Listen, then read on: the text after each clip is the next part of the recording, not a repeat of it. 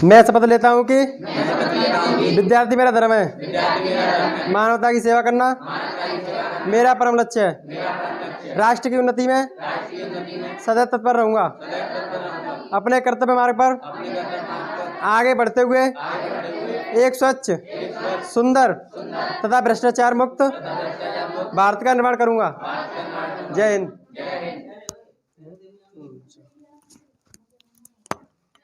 तो प्राचीन इतिहास में हम लोग अध्ययन कर रहे हैं। वैदिक संस्कृत का अध्ययन पूरा कर लिए थे। ठीक है, आज हमारा जो अध्ययन का विषय है वो धार्मिक आंदोलन का अध्ययन करेंगे। धार्मिक आंदोलन।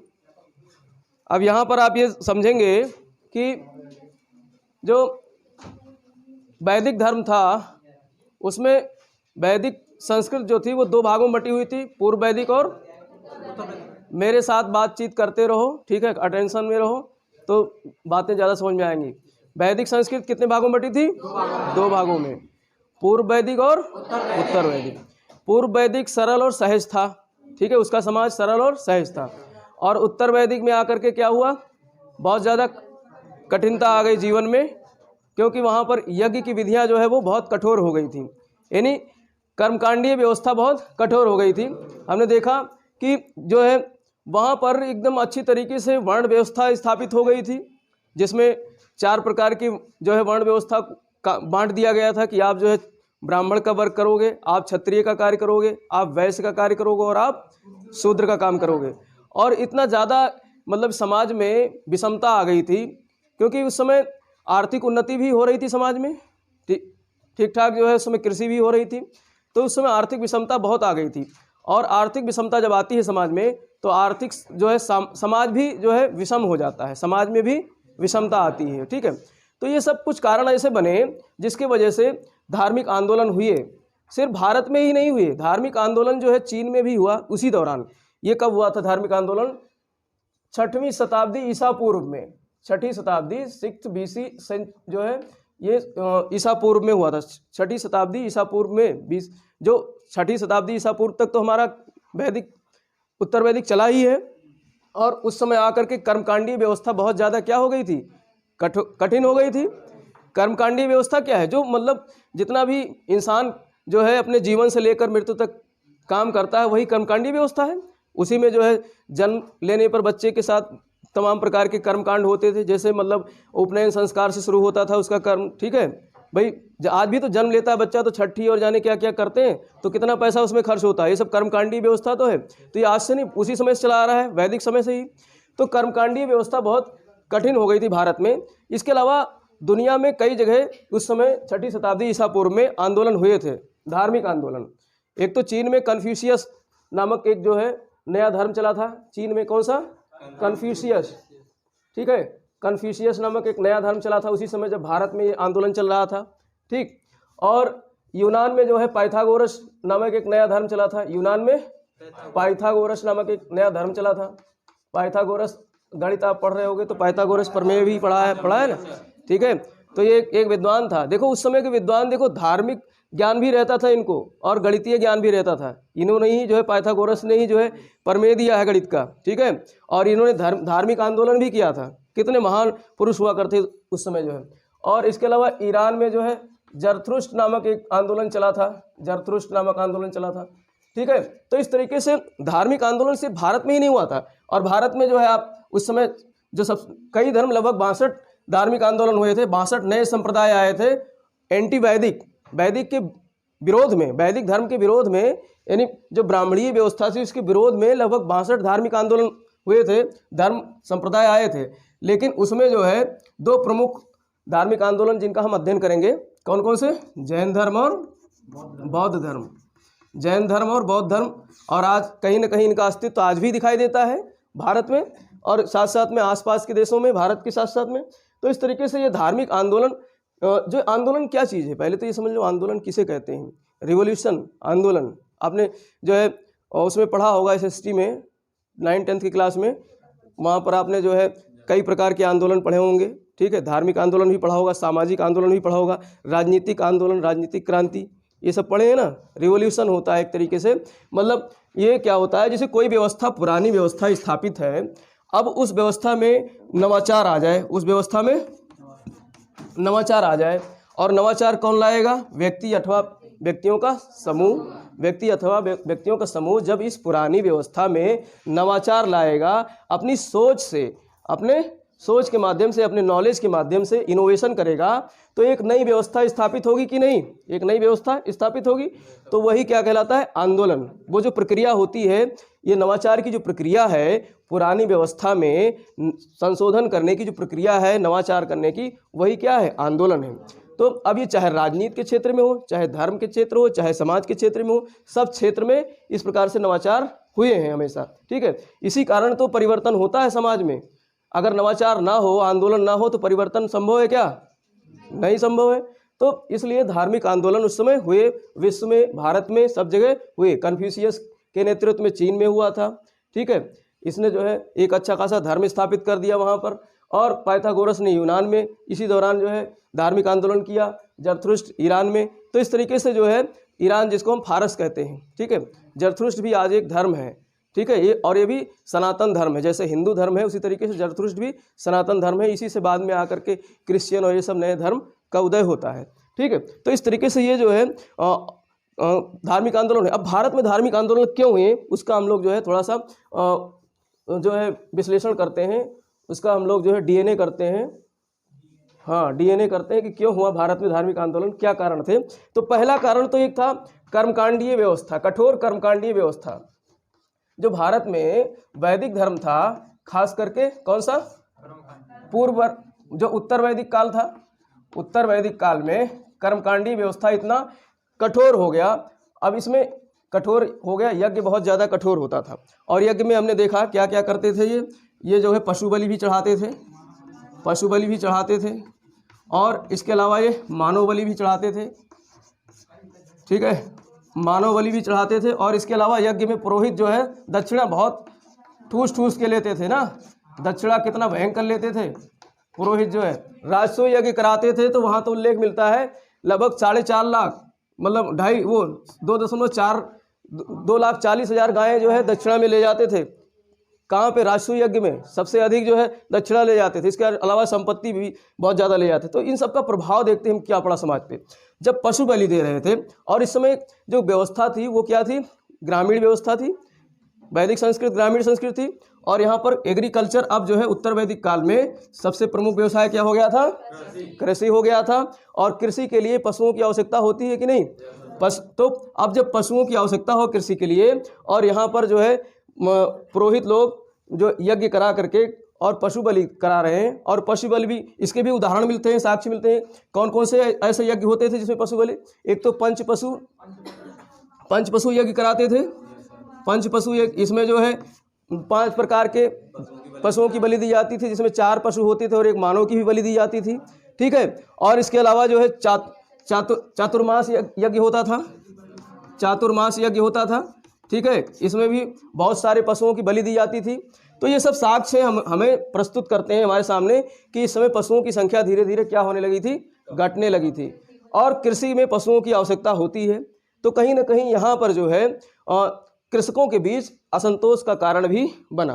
कृषकों के बीच असंतोष का कारण बना कि खामखाही हमारे पशु जो है बलि का बकरा बन रहे हैं इस यज्ञ विधान की वजह से। और पंडित जी कहते थे, पुरोहित कहते थे कि अगर ये यज्ञ नहीं करोगे, चातुर्मास यज्ञ नहीं करोगे, तो देवता रुष्ट हो जाएंगे, देवता नाराज हो जाएंगे, और जो है वर्षा नहीं होगी। और जब वर्षा नहीं होगी तो कृषि नहीं होगी। कृषि तो खराब तुम कर रहे हो, पशुओं को मार करके, बलहत्या करके जो है। तो इस तरीके से जो है यहाँ पर एक तबका ये रुष्ट हो गया, कृषक वर्ग। और कृषक वर्ग कौन था? वैश्य हुआ करते थे मोस्टली। यही लोग तो कार्य करते थे, यही कर देते थे, बलि देते थे। और दूसरा मानव बलि। अब मानव बलि में उच्च वर्ग का तो बलि हो चढ़ाया नहीं जाएगा भाई। समाज में चातुर्वर्ण था, ऊपर ब्राह्मण, नीचे क्षत्रिय, और उसके नीचे वैश्य, और सबसे नीचे शूद्र। अब यहाँ पर मानव बलि जो दी जाती थी, अब मानव बलि का साक्ष्य भी मिलता है। कौन कौन से यज्ञ होते थे मानव बलि के लिए? एक तो पंच पशु वाला, उसमें एक मानव बलि दी ही जाती थी। और दूसरा जो है पुरुष मेध यज्ञ। एक कौन था? पुरुष मेध यज्ञ। ठीक है, पुरुष मेध यज्ञ में यहाँ पर जो है मानवों की श्रृंखला बैठा दी जाती थी।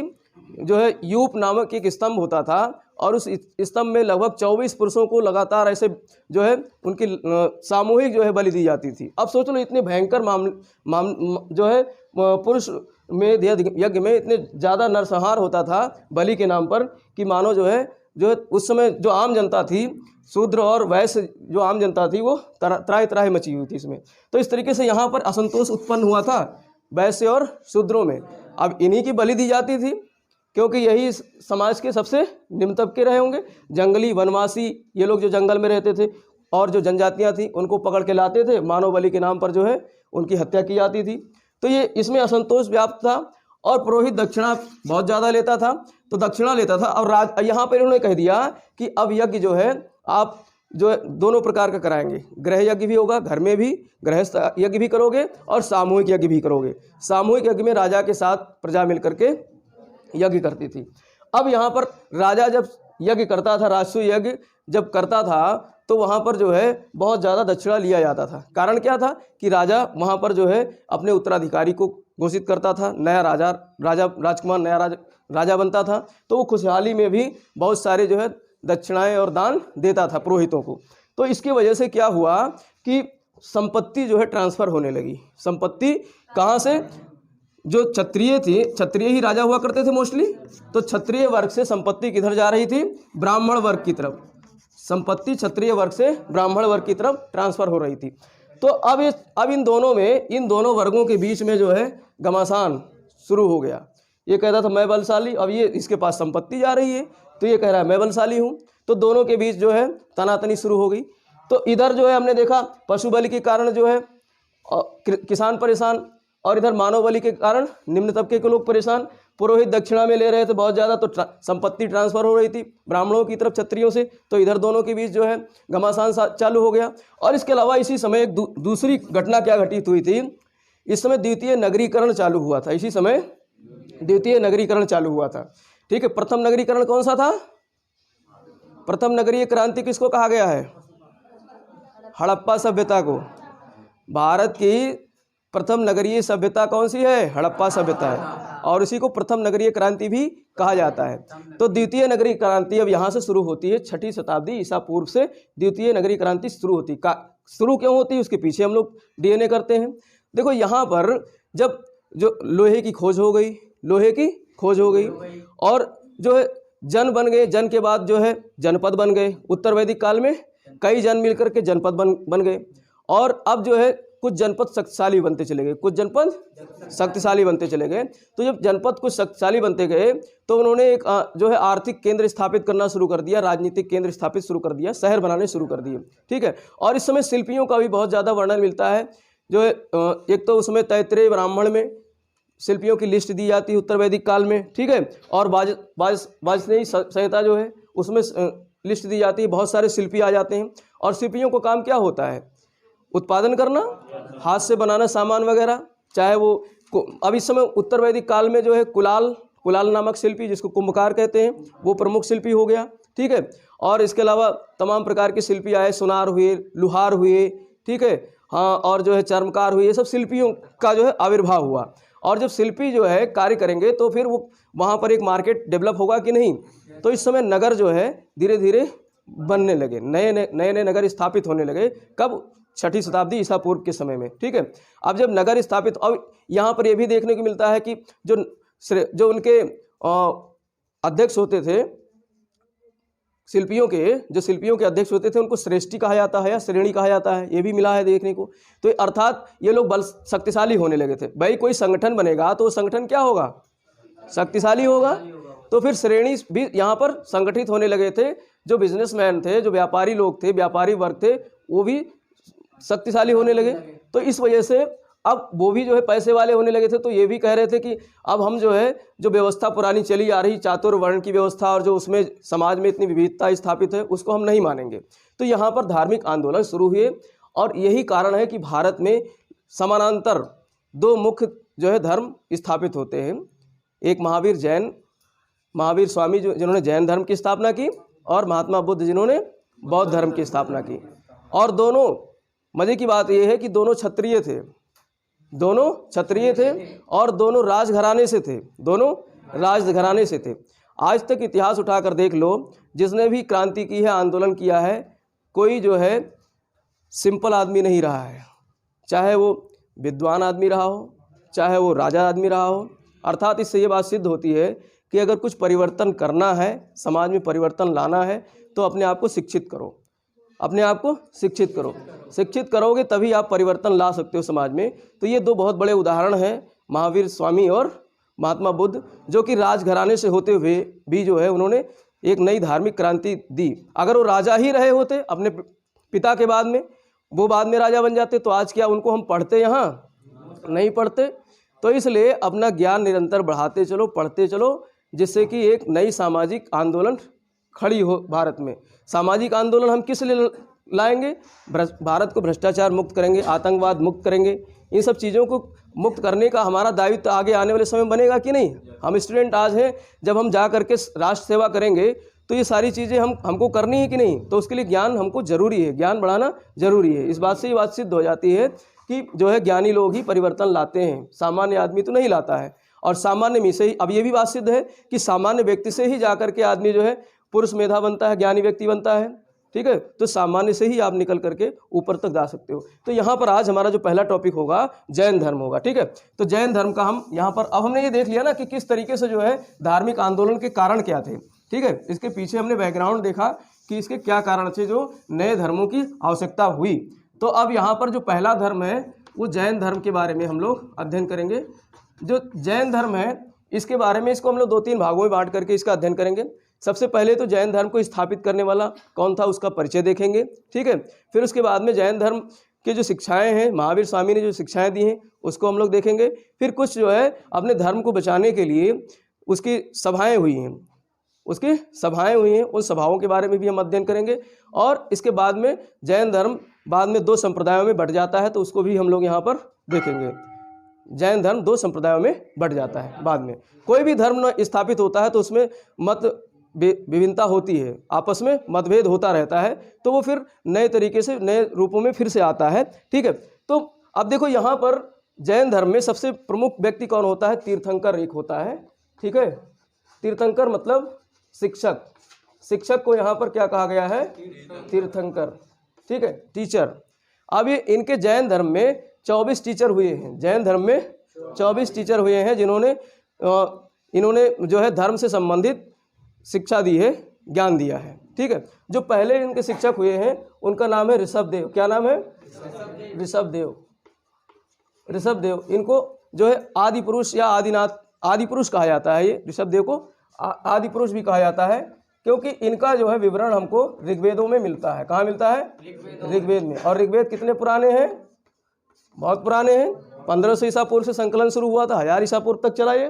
तो ऋग्वेद में, अर्थात अगर इस व्यक्ति की चर्चा ऋग्वेद में होती है तो ये बहुत पुराना आदमी होगा ऋषभदेव। ठीक है, इसीलिए इसको जो है आदि पुरुष भी कहा जाता है। तो इनके बारे में ज़्यादा कुछ जो है जानकारी नहीं, क्योंकि ये बहुत पुराने हैं। तो ये प्रश्न यहाँ पर आपकी परीक्षा में, छोटी परीक्षाओं में यहाँ से प्रश्न आते हैं कि जैन धर्म का प्रथम तीर्थंकर कौन है? ऋषभदेव है। जैन धर्म का प्रथम तीर्थंकर कौन है? ऋषभदेव है। ठीक है, और इसके बाद में बहुत सारे आए, उनको इतना ज़्यादा हमको ध्यान नहीं देना है। फिर 23वें नंबर के तीर्थंकर आते हैं जिन्होंने थोड़ा बहुत परिवर्तन लाया, जैन धर्म को स्थापित करने में इन्होंने योगदान दिया। इनका नाम था पार्श्वनाथ। क्या नाम था? पार्श्वनाथ। तो 23वें तीर्थंकर कौन थे? पार्श्वनाथ। ठीक है, पार्श्वनाथ थे। और ये जो है काशी के राजा थे, अश्वसेन उनके पुत्र थे। काशी जो आज का वाराणसी वाला क्षेत्र है, वहाँ के जो राजा थे अश्वसेन, उनके कौन थे? ये पुत्र थे।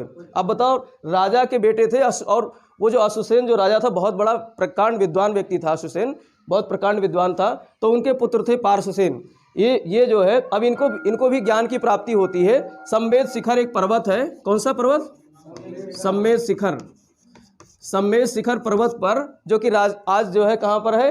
आपका झारखंड में है। ठीक है, सम्मेद शिखर पर्वत झारखंड में है। और झारखंड में ये सबसे ऊंची चोटी है। कौन सी? सम्मेद शिखर। इस शिखर पर पार्श्वनाथ को क्या प्राप्त होता है? ज्ञान की प्राप्ति होती है। तो यहाँ से प्रश्न आएगा कि पार्श्वनाथ जो है जैन धर्म के कौन से नंबर के तीर्थंकर थे? 23वें नंबर के। और इनका जन्म कहाँ हुआ था? काशी में। और इनके पिता का क्या नाम था? अश्वसेन। अश्वसेन जो काशी के नरेश थे, काशी के राजा थे। काशी मतलब आज का बनारस, ठीक है, वहाँ के राजा थे। और इन्होंने जो है चातुर्याम व्यवस्था की, इन्होंने शिक्षा दी, चातुर्याम शिक्षा दी। इन्होंने टीचिंग जो दी उसको 4 भागों में बांटा गया, चातुर्याम, ठीक है, चातुर्याम। पहला इन्होंने कहा कि व्यक्ति को सत्य मार्ग पर चलना चाहिए, व्यक्ति को सत्य मार्ग पर चलना चाहिए, व्यक्ति को हिंसा नहीं करनी चाहिए, अर्थात इन्होंने अहिंसा का भी सिद्धांत दिया, ठीक है। और तीसरी बात इन्होंने कहा अस्तेय, अस्तेय अर्थात चोरी नहीं करनी चाहिए। दूसरे की वस्तु अगर कहीं पड़ी हुई है तो उसे बिना उसकी इजाज़त से उठाना नहीं चाहिए। तो इन्होंने अस्तेय की बात कही, ये भी इनका तीसरा सिद्धांत था। और चौथा सिद्धांत इन्होंने जो दिया उसको कहते हैं अपरिग्रह। क्या कहते हैं? अपरिग्रह। अपरिग्रह का मतलब भौतिक वस्तुओं का जो है, भौतिक वस्तुओं का संग्रहण नहीं करना चाहिए, भौतिक वस्तुओं का संग्रह नहीं करना चाहिए। तो इन्होंने चतुर्याम व्यवस्था दी, 4 सिद्धांत दिए, सत्य, अहिंसा, अस्तेय और अपरिग्रह। अर्थात व्यक्ति को हमेशा सत्य मार्ग का पालन करना चाहिए, व्यक्ति को हिंसा नहीं करनी चाहिए, और अस्तेय मतलब दूसरे के वस्तु को नहीं लेना चाहिए, चोरी नहीं करनी चाहिए, और अपरिग्रह मतलब भौतिक वस्तुओं का संग्रह नहीं करना चाहिए, ठीक है। तो चतुर्याम यानी 4 सिद्धांत जो दिए, 4 शिक्षा के सिद्धांत दिए, किसने दिए? पार्श्वनाथ ने। किसने दिए? पार्श्वनाथ ने। सत्य, अहिंसा, अस्तेय और अपरिग्रह। और गांधी जी ने इन्हीं 2 सिद्धांतों को अप्लाई किया था अपने जीवन में, सत्य और अहिंसा को। तो कहाँ से लिया था? जैन धर्म से लिया था। सत्य अहिंसा को कहाँ से लिया था गांधी जी ने? जैन धर्म से लिया था। और सत्य अहिंसा का सिद्धांत पार्श्वनाथ ने प्रतिपादित किया था, इन्होंने दिया था। तो 4 सिद्धांत दिया था, इसीलिए इसको चतुर्याम सिद्धांत भी कहते हैं, ठीक है। अब इसके बाद में जो मुख्य हमारे आते हैं तीर्थंकर 24वें नंबर के, जिनको क्या कहा गया है? महावीर स्वामी। तो 24वें नंबर के तीर्थंकर ये भी बहुत महत्वपूर्ण है, इनका नाम है महावीर स्वामी, ठीक है। महावीर स्वामी 24वें नंबर के तीर्थंकर हैं। अब इनका जो प्रतीक चिन्ह है, इनका प्रतीक चिन्ह क्या है? सिंह है। क्या है? यहाँ से प्रश्न आते हैं प्रतीक चिन्ह से, ठीक है। और ऋषभ देव का जो प्रतीक चिन्ह है वो बैल है। क्या है? बैल है। और पार्श्वनाथ का जो प्रतीक चिन्ह है वो सर्प है। क्या है? सांप है, सर्प है। तो ऋषभ देव का प्रतीक चिन्ह क्या है? बैल। पार्श्वनाथ का प्रतीक चिन्ह क्या है? सर्प। और महावीर स्वामी का प्रतीक चिन्ह क्या है? सिंह, ठीक है। तो ये यहाँ से प्रश्न पूछ लेगा। ये 3 मुख्य जो है क्या है, इनके जैन धर्म के प्रवर्तक माने जा सकते हैं। अब महावीर स्वामी जी ने बहुत सारी शिक्षाएं दी हैं जैन धर्म में। तो सबसे पहले हम महावीर स्वामी जी के बारे में समझते हैं। इनका जन्म कहाँ हुआ, कब हुआ, ठीक है। जन्म इनका 599 BC में हुआ था। कब हुआ था? 599 BC में इनका जन्म हुआ था। और वैशाली के कुंडग्राम में। कौन से गाँव में हुआ था? वैशाली के कुंडग्राम में। वैशाली का एक गाँव था जिसका नाम था कुंडग्राम, ठीक है। और इनके पिता का क्या नाम था? इनके पिता का नाम, जो बचपन का नाम महात्मा बुद्ध का था, महात्मा बुद्ध का बचपन का नाम क्या था? सिद्धार्थ। तो इनके पिता का भी नाम क्या था? सिद्धार्थ, ठीक है। तो ऐसे याद रख सकते हो, सिद्धार्थ इनके पिता का नाम था। और सिद्धार्थ एक जो है उसके जो ज्ञात्रक जो है एक वो था, वंश था। ज्ञात्रक वंश के ये क्या थे? मुखिया थे। ज्ञात्रक वंश के मुखिया थे। भाई पहले जो है कबीले हुआ करते थे ना, कबीलों के जो राजा होते थे, तो उसी में से ये ज्ञात्रक वंश था, उसके ये क्या थे? मुखिया थे। अर्थात ये राजघराने से थे। भाई मुखिया का मतलब राजा ही होता था उस समय। छोटे छोटे जो मतलब जन होते थे या जनपद होते थे। तो ज्ञात्रक वंश के सिद्धार्थ जो है क्या थे? क्षत्रिय राजा थे, ठीक है। ज्ञात्रीय वंश एक क्षत्रिय वंश था, उसके ये राजा थे। और इनकी माता का नाम क्या था? त्रिशला। माता का नाम क्या था? त्रिशला। कृष्णा नहीं, त्रिशला। और एक राजा था जो है, उसकी ये बहन थी। एक चेटक जो है, चेटक नाम का एक राजा था लिच्छवी का। कहाँ का? लिच्छवी। ये दुनिया की सबसे पहली जो है गणतंत्र है, दुनिया की सबसे पहली गणतंत्र, विश्व की सबसे प्रश्न आता है विश्व का सबसे पहला गणराज्य या गणतंत्र कौन है? लिच्छवी। तो लिच्छवी का राजा जो था चेटक। लिच्छवी का राजा क्या था? चेटक। चेटक की बहन थी कौन? त्रिशला। चेटक की बहन थी त्रिशला, ठीक है। तो इनकी यानी कि चेटक कौन था? इनका मामा था। चेटक इनका मामा था। तो ये भी अच्छे घराने से रहे होंगे, क्योंकि ये राजघराने से थी त्रिशला, तो कोई सुख सुविधा की कमी नहीं रही होगी, फिर भी उन्होंने सुख सुविधाओं का त्याग किया। ठीक है, तो ये माता हो गए। और एक इनके भाई थे, ठीक है, भाई का नाम था नंदीवर्मन। क्या नाम था? नंदीवर्मन इनसे बड़े भाई थे। ये दो भाई थे, ठीक है, महावीर स्वामी और नंदीवर्मन। तो नंदीवर्मन इनसे बड़े भाई थे। और इनकी जो पत्नी थी, इनकी पत्नी, ठीक है, पत्नी का नाम था यशोदा। क्या नाम था? यशोदा। यशोदा लल्ला वाले यशोदा नहीं, लल्ला की मैया नहीं। लल्ला की मैया का भी नाम तो यशोदा है ना, तो लल्ला की मैया नहीं, ये यशोदा इनकी पत्नी थी। किनकी? महावीर स्वामी की, महावीर स्वामी की पत्नी थी। ठीक है, और इनकी एक बेटी भी थी, इनकी एक बेटी भी थी। बेटी का नाम था प्रियदर्शनी। क्या नाम था? प्रियदर्शनी। ठीक है, बेटी का नाम था प्रियदर्शनी। और जब बेटी है तो बेटी की शादी होगी तो दामाद भी होगा। ठीक है, तो दामाद था जामाली। दामाद कौन था? जामाल। दामाद तक जाने की जरूरत इसलिए क्योंकि अभी दामाद का नाम आगे आएगा। ठीक है, दामाद ही इनका विरोध करता है। तो जामाली, दामाद कौन था? जामाल। एक बार फिर से हम रिपीट करते हैं। देखो, इनका जन्म हुआ था 599 ईसा पूर्व में कुंडग्राम, वैशाली के कुंडग्राम में। ठीक है, जो कि बिहार में है। और इनके पिता का नाम था सिद्धार्थ, जो कि ज्ञात्रक क्षत्रिय वंश के थे और ये इसके मुखिया थे। ठीक है, और इनकी माता त्रिशला। माता कौन थी? त्रिशला। त्रिशला किसकी बहन थी? लिच्छवी राजा चेटक की बहन थी। ठीक है, और इनके भाई का क्या नाम था? नंदीवर्मन। और इनकी पत्नी का नाम था यशोदा। छोटी छोटी परीक्षाओं में यहीं से प्रश्न आता है। इनकी पत्नी का नाम था यशोदा, और इनकी पुत्री का नाम था प्रियदर्शनी, और दामाद का नाम था जामाली। क्या नाम था? जामाली। ठीक है, अब इन्होंने तपस्या शुरू की। भाई ज्ञान प्राप्त होगा तभी तो ये शिक्षा देंगे। तो अब यहाँ पर ये तो होगा बेसिक जानकारी इनके बारे में। ठीक है, अब इन्होंने क्या शुरू किया? 30 वर्ष की आयु थी इनकी। 30 वर्ष की आयु में इन्होंने, इनके पिताजी उस समय एक्सपायर हो गए थे। पिताजी जो थे सिद्धार्थ, वो मर चुके थे। 30 वर्ष की अवस्था में नंदीवर्मन को राजपाट सौंप करके नंदीवर्मन वहाँ का जो राजा बन गया। ठीक है, और उससे इजाज़त लेकर के ये चले जाते हैं तपस्या करने। 30 वर्ष की आयु में ये तपस्या करने चले जाते हैं। कहाँ पर? ऋजपालिका नदी। एक जो है साल का पेड़ है। काय का पेड़ है? साल का पेड़ है। साल का पेड़ है, इसी के बगल से एक नदी बह रही है जिसका नाम है ऋजुपालिका नदी। कौन सी नदी? ऋजुपालिका नदी। ठीक है, ऋजुपालिका नदी के तट पर साल के वृक्ष में, और गांव का नाम था जिम्भिक गांव। जिम्भिक गांव। कौन सा गांव? जिम्भिक गांव। जिम्भिक गांव में जो है एक साल का पेड़ था, जो कि किस नदी के किनारे था? ऋजुपालिका नदी के किनारे। यहाँ पर बैठ कर, गाँव का नाम था जिम्भिक गांव। जिम्भिक गांव में ऋजुपालिका नदी के तट पर साल के पेड़ के नीचे ये बैठ जाते हैं। ठीक है, साल के पेड़ के नीचे ये बैठ जाते हैं, तपस्या करते हैं। और तपस्या कितने वर्ष करते हैं? 12 वर्ष तक। 12 वर्ष तक तपस्या करते हैं, यानी 42 साल की उम्र में तपस्या करके इनको ज्ञान की प्राप्ति होती है।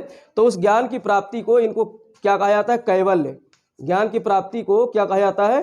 कैवल्य। तो कैवल्य शब्द किसका है? जैन धर्म का है। और कैवल्य का मतलब क्या होता है?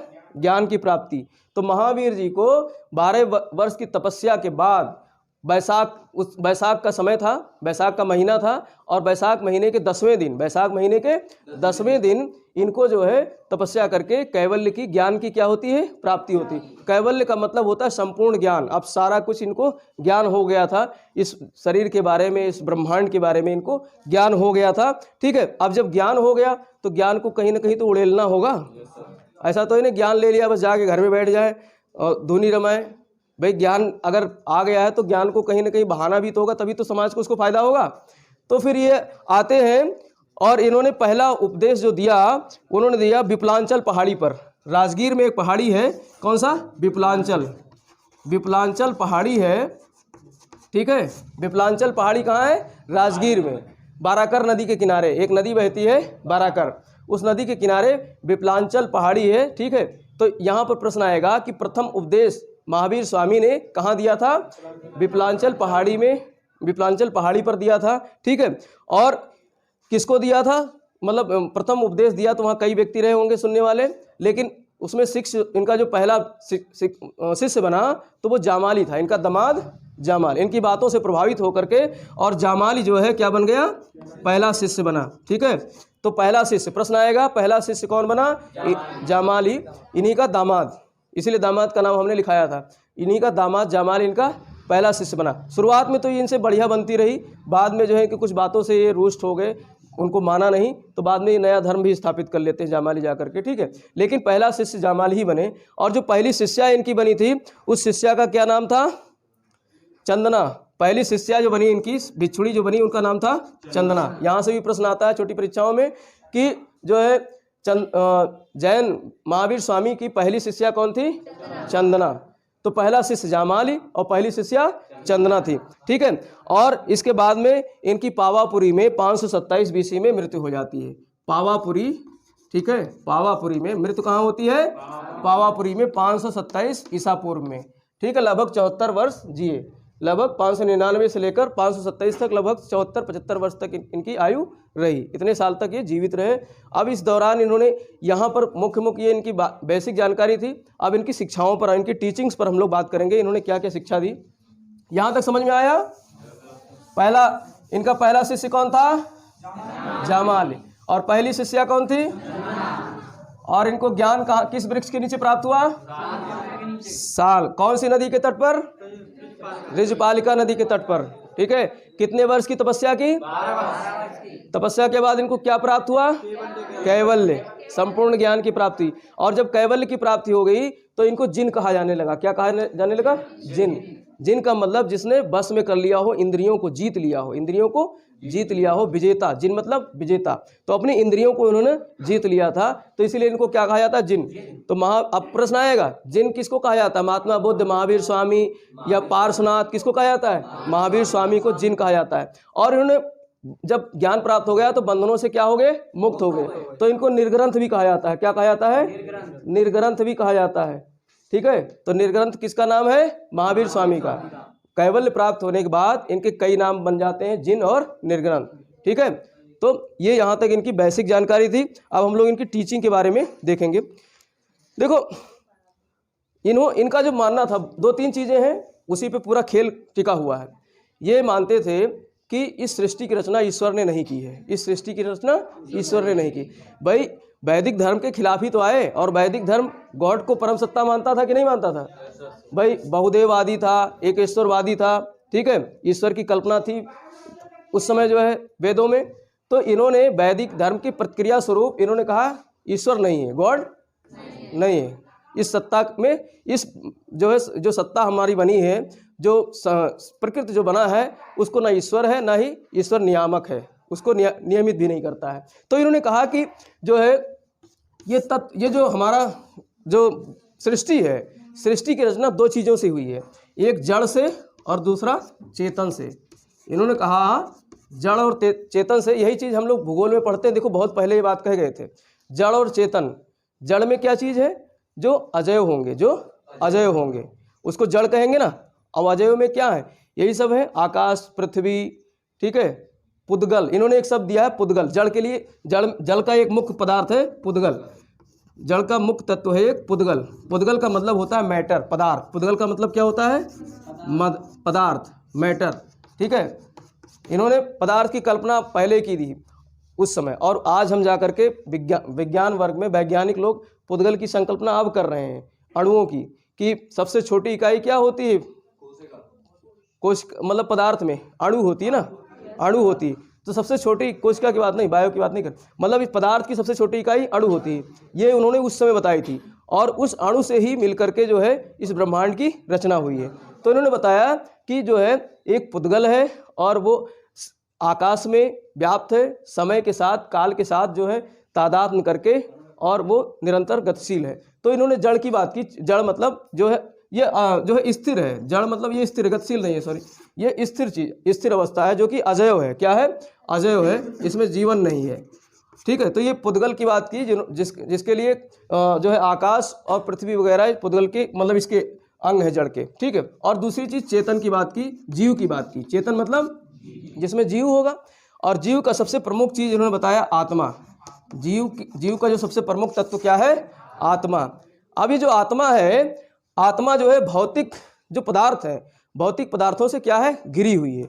आत्मा भौतिक पदार्थों से घिरी हुई है चारों तरफ। अब ये इसी चक्कर में लगी रहती है भौतिक। अब जैसे शरीर है हमारा, दो बच्चे की पूरी साइकिल रह गई पीछे। अच्छा अच्छा, तो तुम अब ये तो जाती है जाते मैंने मेरी अंदर ही रह गई मेरा इंस्ट्रक्शन पे। ले आओ अंदर, ले आओ भाग करके ये को दो रह गई, ले आओ, जल्दी से जाओ। हाँ अभी आराम से। तो इन्होंने बताया जो आत्मा है भौतिक पदार्थ से घिरी हुई है, और भौतिक चीज़ें तो हमारी सुख सुविधाएं ही तो है भौतिक चीज़ें। आज भी हमारी आत्मा, हमारा शरीर भौतिक सुविधाओं के लिए ही तो जो है सब कुछ हम प्राप्त कर रहे हैं। तो इन्होंने कहा कि ये जीव जो है अब इससे तादात्म्य करके जो है यही सब भौतिक पदार्थ हैं, इन भौतिक पदार्थों के चक्कर में फंसी रहती है हमेशा। हमारी आत्मा इन भौतिक पदार्थों के चक्कर में फंसी रहती है, ठीक है। और इसी से मुक्त होना है, इसी से हमको मुक्त होना है, तभी मोक्ष की प्राप्ति होगी। अब कैसे मुक्त करना है? अपने शरीर को खूब, अपने आत्मा को खूब दंड दो। इन्होंने कहा कि अपने आत्मा को दंड दो। आत्मा को दंड कैसे दोगे? जब शरीर को दोगे। देखो गांधी जी यही तो सीख के आए थे, वो हमेशा जो है उपवास रखते थे अपनी आत्मा को जो है परेशान करने के लिए। और इन्होंने हमेशा जो है सत्याग्रह और जो इस टाइप के आंदोलन किए, उसमें ये क्या करते थे, मतलब हमेशा सत्य के राह पे चलते हुए दूसरे वाले को झुकाने के लिए उसका चरण वंदना करते थे, उसकी तारीफ करते थे। तो ये कहीं ना कहीं यहाँ से सीख करके ये चीज़ें इन्होंने सीखी होगी। तो इन्होंने आत्मा को, इन्होंने बताया कि अपनी आत्मा को क्या करो, कष्ट दो भाई। हाँ, अब हम क्या करते हैं, गर्मी आएगी तो एसी लगा लेंगे, आत्मा सुख में रहेगी, ठीक है। और ठंडी में पानी ठंडा है तो उसको गीजर से गर्म करके नहाएंगे, आत्मा संतुष्ट है, बढ़िया खुश है, तो आत्मा शरीर को बार बार आएगी ना, कहेगी शरीर, मानव शरीर में ही आना चाहिए। एक बार मर जाएगा व्यक्ति, आत्मा निकल जाएगी, फिर कहेगी यहीं पे हमको सुकून मिलता है, जानवरों के प्राण उसमें नहीं जाना चाहिए। आत्मा कहेगी जानवरों की योनि में नहीं जाना चाहिए, हमको मानव की ही योनि में जाना चाहिए, क्योंकि मानव क्या करता है, हमारी जो है भौतिक सुख सुविधाओं से हमारा जो है वो भोजन, मतलब हमको भौतिक सुविधाएं उपलब्ध कराता है। तो इसलिए आत्मा यहाँ से निकल कर नहीं जाएगी। आत्मा, आदमी मरेगा एक उम्र के बाद में, फिर आत्मा फिर वापस लौट करके दूसरे जो है जीव के अंदर आ जाएगी। तो इन्होंने कहा क्यों? क्योंकि हम उसको सुख सुविधाएं दे रहे हैं, आत्मा को सुख सुविधाएं दे रहे हैं। ठंडी लगती रजाई ओढ़ लेते हैं, तो इन्होंने कहा रजाई मत ओढ़ो। इन्होंने कहा रजाई मत ओढ़ो, ठंडी लगे तो आप जो है कपड़े उतार दो, ठंडी लगे तो कपड़े उतार दो। आत्मा परेशान होगी और हाँ, तो स्वास्थ्य खराब होगा, आत्मा परेशान होगी तभी तो। अब आत्मा जब परेशान होगी छोड़ के चली जाएगी, जब छोड़ के चली जाएगी दोबारा नहीं झांकेगी तुम्हारे शरीर में, दोबारा नहीं आएगी, कहेगी भैया ये आदमी बहुत बेकार है, हमको कष्ट देता है, हमें दोबारा वहाँ नहीं जाना चाहिए। तो इनकी शिक्षा यहीं पर निर्धर, मतलब कहने का मतलब इन्होंने कहा कि अपने शरीर को इतना कष्ट दो अपने शरीर को कि जो है आत्मा परेशान होकर के दोबारा ना आए। तो इन्होंने कहा पुनर्जन्म नहीं होगा। इन्होंने पुनर्जन्म को माना है, पुनर्जन्म को माना है। और पुनर्जन्म कैसे नहीं होगा? जब आत्मा कष्ट में रहेगी तो दोबारा उसका जन्म नहीं होगा। तो इन्होंने पुनर्जन्म ना हो आत्मा का, इसके लिए इन्होंने 3 सिद्धांत दिए हैं, त्रिरत्न जिसको कहा जाता है। भाई शरीर को जो है कष्ट देना है तो उसके लिए कुछ करना भी तो पड़ेगा। तो हाँ, तो उसके लिए इन्होंने त्रिरत्न दिया है, 3 सिद्धांत दिए हैं जिसको क्या कहा जाता है, त्रिरत्न। अब त्रिरत्न क्या है? तो जो है त्रिरत्न में इनका जो पहला रत्न है सम्यक दर्शन। क्या है? सम्यक दर्शन। सम्यक दर्शन यानी कि सम्यक का मतलब होता है होलिस्टिक, सम्यक का मतलब होता है संपूर्ण। अगर किसी चीज़ को आप जानते हो, जैसे आप जो है एक वृक्ष के बारे में जान रहे हो, तो वृक्ष के बारे में संपूर्णता से जानो, वृक्ष के बारे में संपूर्णता से जानो कि वृक्ष का हमारे जीवन में क्या महत्व है, उससे उसके ना रहने पे क्या महत्व जो है हमारा नुकसान होगा, यानी संपूर्णता से जानो, संपूर्ण रूप से दर्शन करो, किसी भी चीज़ को जानो। और इसके अलावा सम्यक ज्ञान, इसके अलावा सम्यक ज्ञान भी ऐसा प्राप्त करो जो संपूर्ण हो। अधूरा ज्ञान सही नहीं होता है, तो संपूर्ण ज्ञान होना चाहिए, सम्यक ज्ञान होना चाहिए। और सम्यक आचरण होना चाहिए। क्या होना चाहिए? सम्यक आचरण, यानी आचरण हमारा बहुत अच्छा होना चाहिए। आचरण हमारा कैसा होना चाहिए? बहुत अच्छा होना चाहिए, सम्यक होना चाहिए, संपूर्ण होना चाहिए, दूसरों को उससे कष्ट न हो। हम भले ही कष्ट में रहें लेकिन दूसरे की आत्मा हमारे आचरण से कष्ट में न रहे। तो इन्होंने त्रिरत्न का सिद्धांत दिया। और इसके अलावा इन्होंने कहा कि अगर ये चीज़ आप जो है इन चीज़ों को फॉलो कर रहे हो और इससे कठिन चीज़ आपको करना है, एकदम मोक्ष को ही प्राप्त करना है, तो इन्होंने कहा कि उसके लिए आप काया क्लेश कीजिए। उसके लिए क्या कीजिए? काया क्लेश। काया का मतलब होता है शरीर, काया का मतलब क्या होता है? शरीर। अब शरीर शरीर को ही क्लेश पहुंचाना है। क्लेश मतलब कष्ट पहुंचाओ, काया को कष्ट पहुंचाओ। और कष्ट कैसे पहुंचाओगे? आप जब तक मर न जाओ तब तक भूखे रहो। यानी आत्महत्या की बात इन्होंने कही कि व्यक्ति को जो है अगर मोक्ष प्राप्त करना है तो आत्महत्या कर लेनी चाहिए। आत्महत्या कैसे करनी चाहिए? ऐसे समुद्र में जल में डूब करके नहीं, फांसी लगा के नहीं, बल्कि इन्होंने कहा कि शरीर को भोजन देना बंद कर दो, आत्मा को भोजन देना बंद कर दो, भूखे रहो, धीरे धीरे करके प्राण निकल जाएंगे, धीरे धीरे करके प्राण निकल जाएंगे और उसके बाद दोबारा मोक्ष मिल जाएगा, दोबारा आत्मा नहीं आएगी, पुनर्जन्म नहीं होगा दोबारा। तो काया क्लेश, इन्होंने कितना कठिन बात कही है ना। हर आदमी कर सकता है क्या इस चीज़?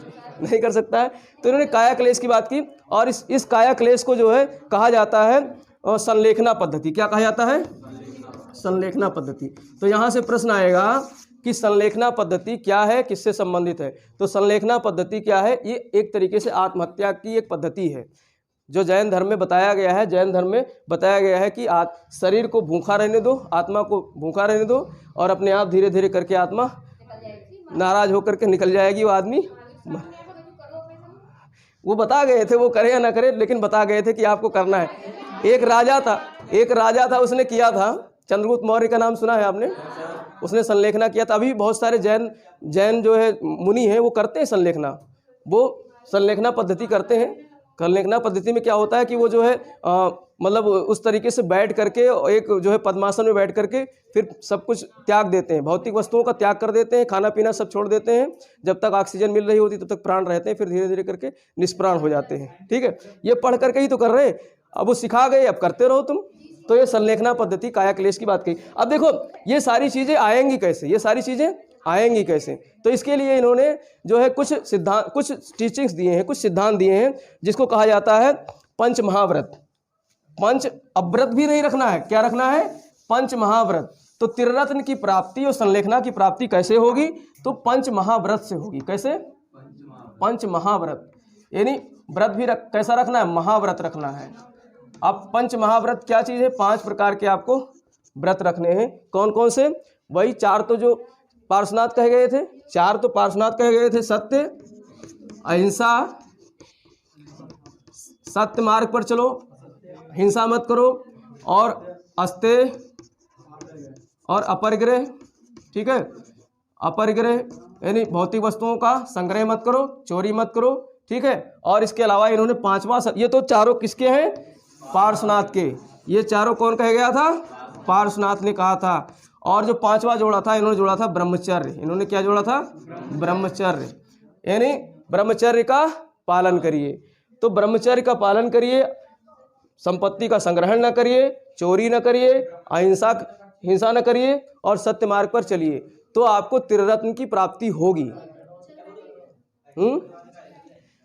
ब्रह्मचर्य का मतलब ये होता है कि आप अपने जो आपके नैतिक नियम है उस नियमों पर आप जो है हमेशा अमल कीजिए, उसको पालन कीजिए। आप जो प्राकृतिक नियम है उन नियमों के विपरीत ना जाइए। जो नियम ईश्वर ने बना दिए हैं, प्राकृतिक नियम, मतलब सुबह उठना है, जल्दी उठना है, इस तरीके से, और अपने मतलब जो आपका कर्म है वो निर्धारित है। ठीक है, तो ये सारी चीज़ें क्या आती हैं? ब्रह्मचर्य में आती हैं। ठीक है, अगर आप स्टूडेंट हो तो स्टूडेंट के सारे जो है रूल्स आप फॉलो करिए। ठीक है, तो इस तरीके से ब्रह्मचर्य का नियम होगा। तो और जो है भौतिक वस्तु, जब भी ब्रह्मचर्य करने लगोगे तो अपने आप नियम में बंध जाओगे और अपरिग्रह नहीं करोगे। ठीक है, और जो है चोरी नहीं करोगे, अस्तेय और हिंसा भी नहीं करोगे, तो अहिंसावादी होगे, सत्य मार्ग पर चलोगे। तो ये इन्होंने 5 क्या बताए हैं? महाव्रत, जिसको पंच महाव्रत कहा गया है, जिसमें 4 तो पहले से ही थे पार्श्वनाथ के, 5वां सिर्फ जो है किसने जोड़ा है? ब्रह्मचर्य। तो यहाँ प्रश्न आएगा, यहाँ पर प्रश्न पूछा जाएगा, इनमें से 3 इनमें से दे देगा, 1 इसमें से दे देगा। कहेगा इनमें से निम्न में से कौन सा पंच महाव्रत महावीर स्वामी ने जोड़ा है? तो कौन सा जोड़ा है? ब्रह्मचर्य को जोड़ा है। महावीर स्वामी जी ने ब्रह्मचर्य को जोड़ा है। ठीक है, और ये 5 महाव्रत किस लिए रखा जाता है? त्रिरत्न को पाने के लिए। त्रिरत्न को सम्यक ज्ञान, सम्यक आचरण, सम्यक दर्शन, ये तभी आएंगे जब पंच महाव्रत आप फॉलो करोगे, तभी ये आपको प्राप्त होगा। ठीक है, और इसके प्राप्ति पर जब ये प्राप्त हो जाएगा तो आपको मोक्ष की प्राप्ति हो जाएगी।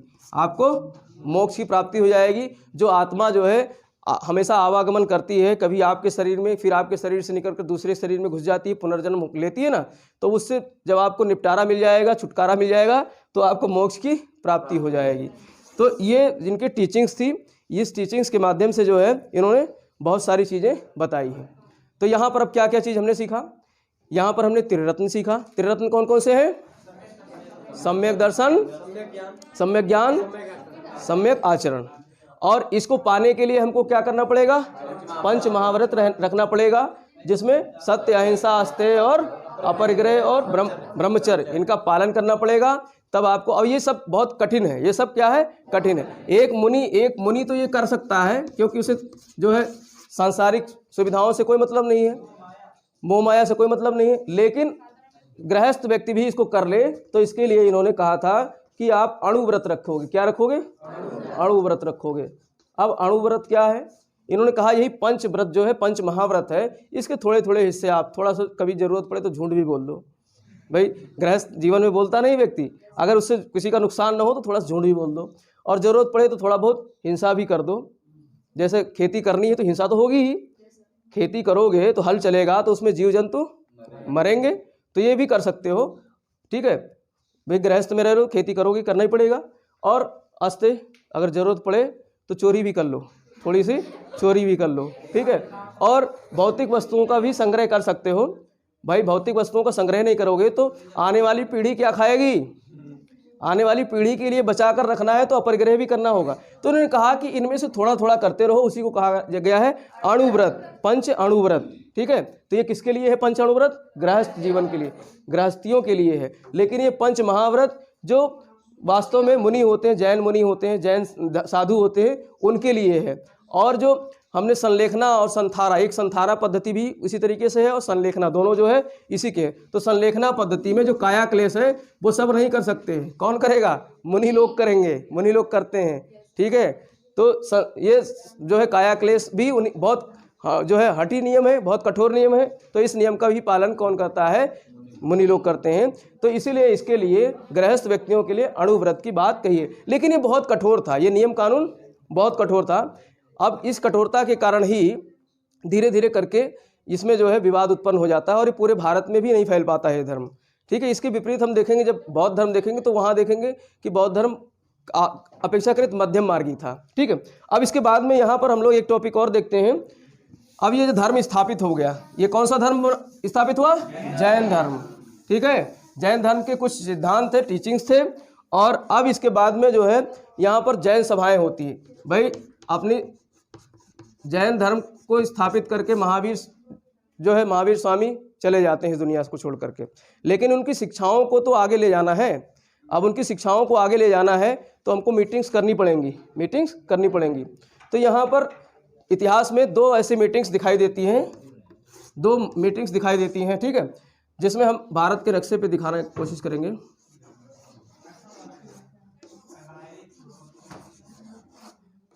अरे कछुआ बन गया, फिर से बना, जगह कम थी तो कछुआ टाइप का बन गया। ये प्रैक्टिस किया करो तो बन जाएगा नक्शा तुम लोगों से भी।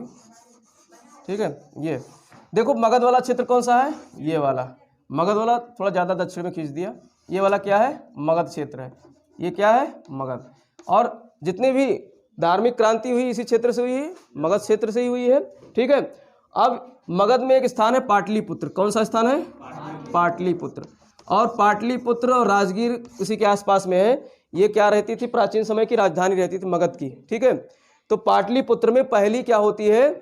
जैन सभा होती है। पहली जैन सभा कहाँ होती है? पाटलिपुत्र में, 4वीं शताब्दी ईसा पूर्व में, 4th BC ईसा पूर्व में, 4वीं शताब्दी ईसा पूर्व में।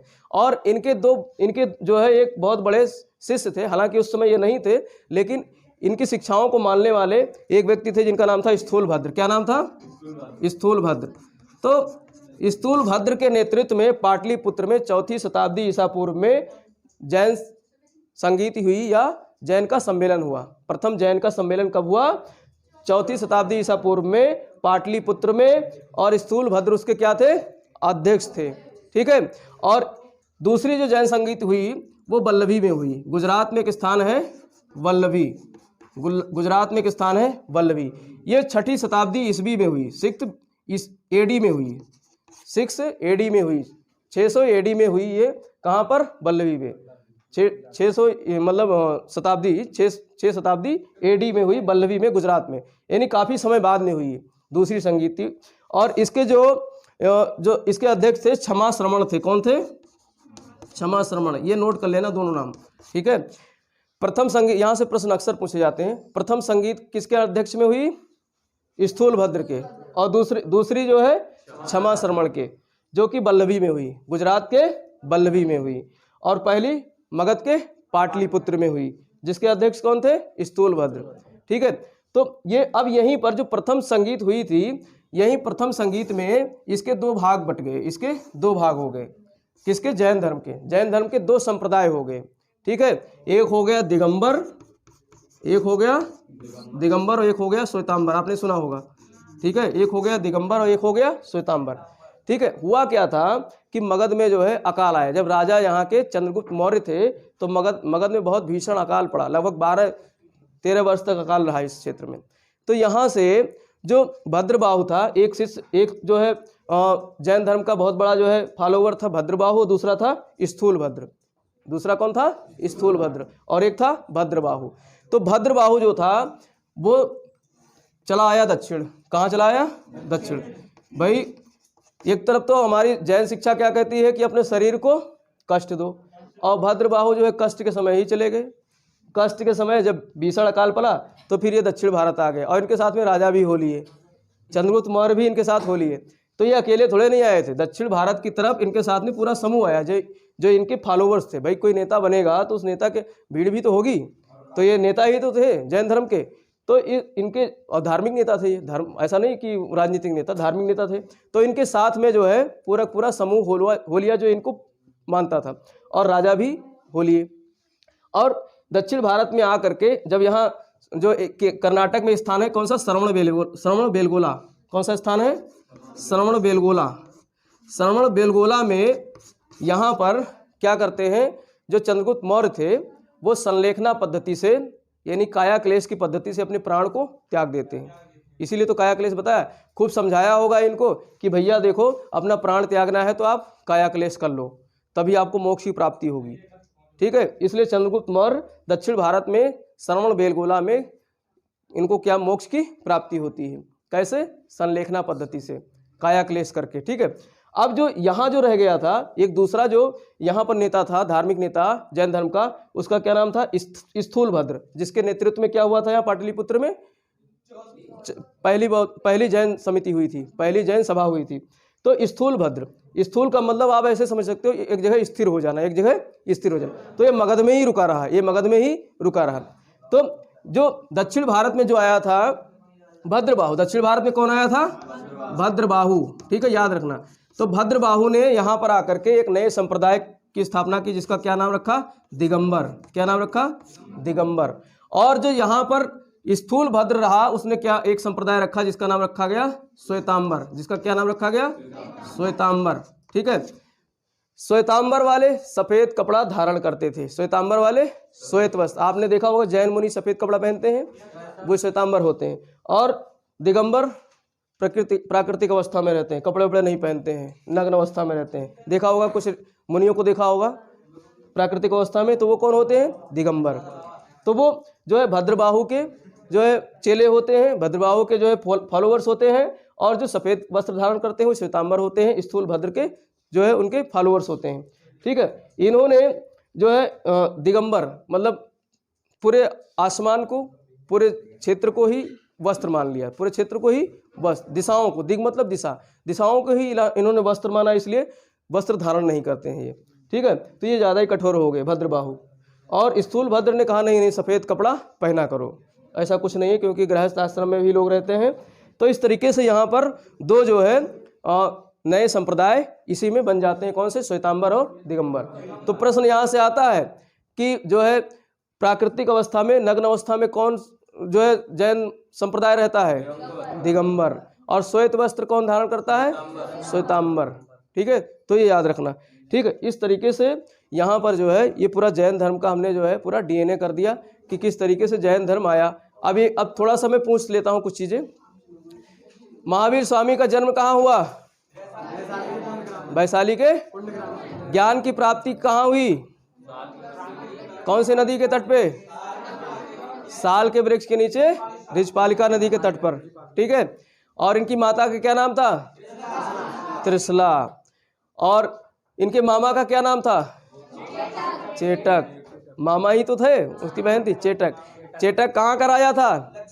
लिच्छवी का। लिच्छवी विश्व का पहला गणराज्य, विश्व का पहला गणतंत्र कौन है? लिच्छवी है। आगे इसके आगे हम बौद्ध धर्म के बाद पढ़ाएंगे तो उसमें सारे गणराज्य और सारे जो है महाजनपदों के अध्ययन करेंगे, ठीक है। तो इस तरीके से हमारा टॉपिक यहाँ खत्म होता है। कल हम लोग जैन धर्म के साथ पुनः मिलेंगे।